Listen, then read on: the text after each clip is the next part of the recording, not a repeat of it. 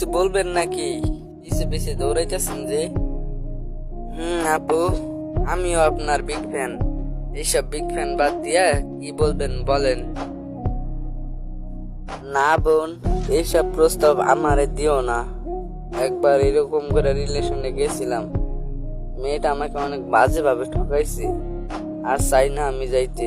আর তাছাড়া আমি আগে একটা রিলেশন করছি, আপনি এখন আমার সাথে রিলেশন করবেন? তাও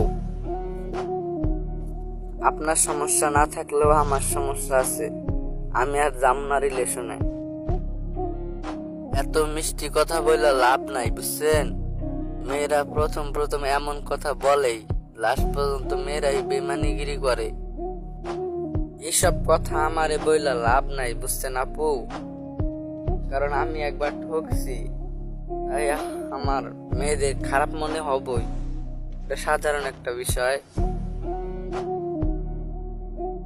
যদিও আমি আপনাকে বানাতে চাই না, তাও বলেন।